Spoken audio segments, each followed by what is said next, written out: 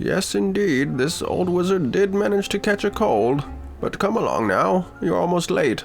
I'm about to start the tea ceremony. Alright, now everyone take a seat. In this particular ceremony, we will be partaking in wild blood tea that has been cured and aged. We will experience visions of ancient magic, practices lost to the sands of time. Now begin the incantations I have taught you. The tea is nearly ready. Let's see, where did I put those runes? Oh, hey guys, I'm back! And I'm still kinda sick. Yay! So I am apologizing now for the sound of my rough, scratchy, sandpapery voice. But as you may or may not know, I am Natural Wizard, and welcome back to my channel. And in today's video, we will be taking another stroll through r/entitledparents. Ooh, do I have some good ones for you. The last one in particular. Oh man, is that one freaking crazy. I would have been a madman to not share this one with you. So, without any further interruptions, shall we begin? Anyone want a 100% real entitled parent story? I have a doozy for you. I am a US Navy veteran, and my MOS was corpsman. For background, a corpsman usually serve as a medical building, hospital, or sick bay support staff depending on if assigned to a base or a ship. A few of us get called up to serve as field medics for Marines. I was one of these, and had served in Afghanistan and Iraq, attached to various Ricky recon units. Despite the best efforts to ensure our safety, I had lost my lower right leg during a training exercise accident in 2010. This happened after my recovery and medical discharge was completed and I was on a Greyhound on my way back home. God, I sound like crap, guys, I'm sorry. Anyway. So, on my way home, leaving from the Greyhound station back home at 12 AM, July 1st, 2010, I'm wearing my combat boots, jean shorts, despite the fact that the area around my brand new prosthetics pin was still very sore, my old unit shirt, my dog tags visible, and my Marines Desert BDU hat. I first see her when boarding the bus first, and she's giving me the stink eye. Greyhound was so nice to help me, as I was still using a crutch to help balance. I take a seat in the back of the bus, and the staff tells me to stretch out if I wanted to. There was going to be the entitled mom's family, and one other couple, so there'd be plenty of room.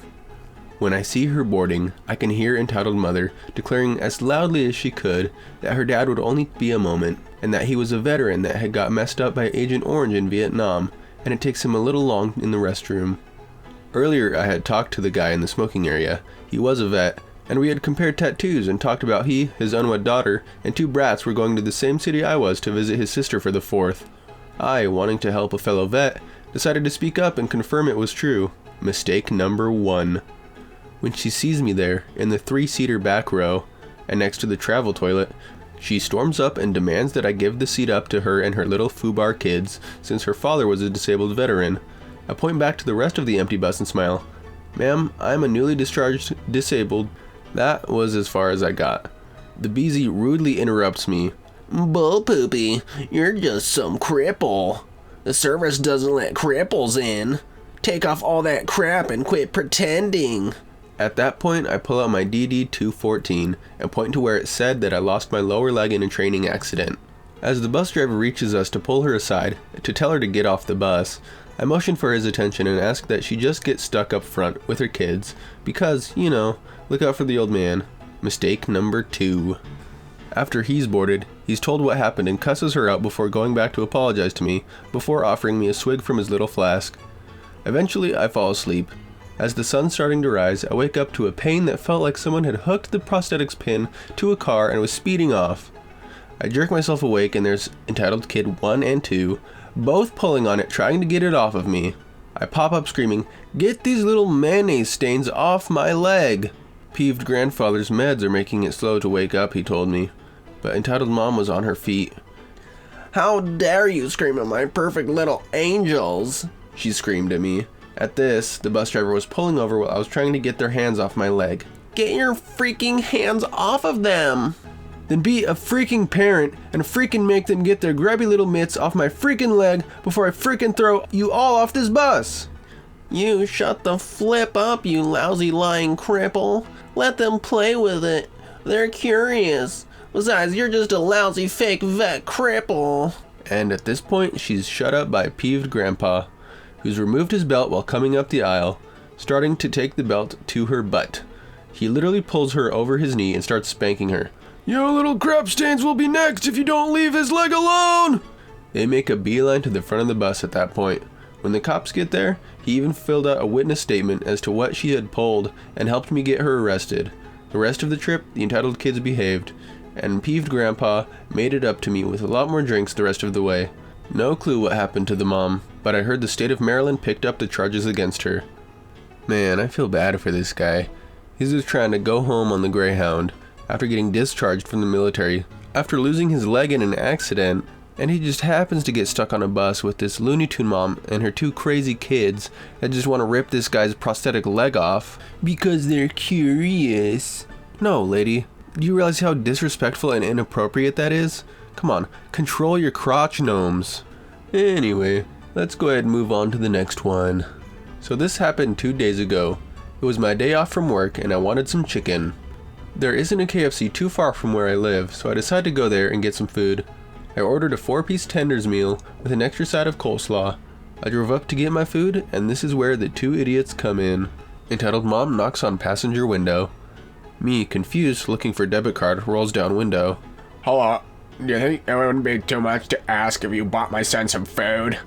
Now look, there are a lot of homeless people that come around in that area, but this didn't seem like the case. Entitled mom had a good purse and clothes, and so did her kid. It also didn't help to see she had car keys in her hand, so in every sense of appearance, it looked like she could afford KFC. No? Why don't you buy him lunch yourself? "Because you're already at the window. It seems more convenient if you do." I totally want some chicken, Mom." I'm sorry, kid. Maybe your mom will buy you some chicken, but I'm not buying you any. Giving entitled mom an annoyed glare. I roll up my window at this point, and I found my debit card. I gave it to the drive-thru worker, and he charges me and gives me my food. I look in the box, because sometimes this specific KFC forgets to give me my extra sides, and my coleslaw isn't there. I ask for it, with insistent knocking on my passenger window, and the drive-thru worker is handing it to me when the kid jumps up and smacks the coleslaw back at drive-thru worker, and for some reason it wasn't fully closed, so it splattered all over them. I roll down my window to tell entitled mom to get her kid out of here. As I try to bring it down, she's sticking her hand in my car trying to unlock the door. At this point she's screaming that her kid, that somehow got back to the other side of my car and had some coleslaw on him, is owed food now that I messed his clothes up. I'm thinking, what the hell is wrong with this lady? Me to the drive-thru worker, give me a side, I don't care what it is. Drive-thru worker gives me mac and cheese. I hate KFC mac and cheese, but I settle. Her hand is still in the window. I start to drive off and I lower the window slightly and let her hand out. Now this KFC is on the edge of a big shopping center. I park about 5 parking rows away because I can still hear the lady screaming at the drive-thru worker for food. 10 minutes later, I see 2 cop cars pull up. One cop puts the lady into the car while holding onto her kid. The other cop is going inside the KFC. After that, I had almost finished my food, so I put it down and drove home. I don't know what happened to her or the kid, but I am just confused why she lost her crap on me. Why did she lose her crap on you? Drugs. The answer is most likely drugs. As for the kid trying to play volleyball with your coleslaw, I'm not too sure about that one. Maybe he's an extra big leprechaun who was feeling a little extra mischievous that day. Other than that, your guess is as good as mine. No idea. Anyway, let's move on to the last one. Oh yes, the last one, the one that I was talking about. The crazy one. The juicy one. It seems like it could have come straight out of a scary movie. Let's dig in. In the mid-1980s, I was a furloughed airline pilot, and like most of my furloughed brethren, went off in a mad search for a flying job until business picked up for our employer and we got called back. As luck would have it, I found a gig as a captain on a Dassault Falcon 50EX, operated by an aircraft charter company. The Falcon 50 is a mid-sized, 3-engine business jet, and a truly pleasant airplane to fly. I had been previously qualified on it, so I made a nice fit for the charter operator. People who spend $5,000 or so per hour to charter a mid-sized jet are, by definition, prone to a sense of entitlement. It came to pass one day that we were to pick up a woman and her 10-year-old child at Denver Stapleton, and take them to Orlando, I think Disney World. On the ramp at the appointed time, aircraft cleaned, fueled and catered, First officer and I have reviewed the weather package, confirmed that our flight plan had been correctly entered, and we are waiting peacefully in the cockpit, door closed. Passenger arrives. Greeted by the flight attendant. When the cabin door is closed and locked, we'll start engines and wait for the flight attendant to let us know that the safety briefing has been given. This happens. We taxi out and depart. No muss, no fuss. Climbing through about FL 250, 25,000 feet, the flight attendant calls the cockpit. Hey, John, the lady wants to visit the cockpit with her son. You know we cannot do that. Company rules plus FAA rules. Ah, well. Silence resumes and the climb continues. 10 minutes later, and we're level at our cruising altitude. The call light comes on. Mrs. Richardly demands that you come back here and talk to her. Sorry, not doing that. Not that I think it's going to help, but at this point I turn the fasten seatbelt sign back on. Folks, this is the captain. I've turned on the fasten seatbelt sign. We're expecting some moderate turbulence along our route of flight. Please return to your seats at this time. Okay, so I lied. But not 10 minutes later, there's a pounding on the cockpit door. Call for the flight attendant. No answer. Now I'm getting concerned. I hear the woman yelling, but cannot make out what she's saying. Debating what to do when the cockpit door comes off its track and is forced open. There now. That is ever so much better. Now we can have a nice conversation, can't we? I think you need to be much more cooperative, considering what I'm paying to ride on this thing. At this point, Entitled Mom notices that there is a sideways facing seat just behind the co-pilot seat. This is called the jump seat. And she continues. My son wants to fly the airplane, and I'm going to sit on this nice seat and watch and take some pictures for his scrapbook. Now have this guy in the right seat leave the cockpit so my son can sit in his seat and fly the airplane. First officer rolls the ATC transponder code to 7500 and hits the ident button to let air traffic control know we're being unlawfully interfered with.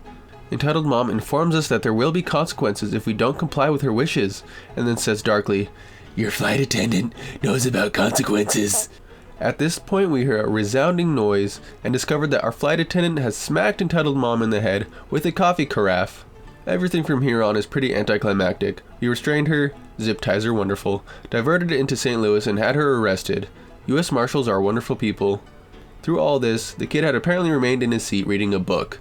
As he was leaving the aircraft, he said goodbye to the flight attendant and then said, I didn't want to go to Disney World anyway. Just another glorious day in the pointy end. Postscript. The flight attendant had a black eye and a facial laceration that resulted from trying to keep the woman away from the cockpit. Oh my god, what was this lady on? Well, he did say this was the mid-80s, so I think I have an idea. I bet as she was banging on the cockpit door, she was saying, little pigs, let me in. Hulk smashes the door. Here's Johnny! Basically that scene from The Shining, just on an airplane. I wonder how much time she had to serve, because doing something like that is a major offense. The kid seemed totally unfazed, so that's good, I guess. Or is it? Because that means he's used to his mom acting that way. Either way, the lady got what she deserved. But I am going to end this video here as I am out of time and energy. So I hope you guys enjoyed this edition of r/entitled parents. There will surely be more in the future. And once again I apologize for my creaky sick voice. Hopefully it will be back to normal in the next video. But that is all for now. So thank you guys so much for watching and spending some time with me. And as always, don't forget your tea before you go.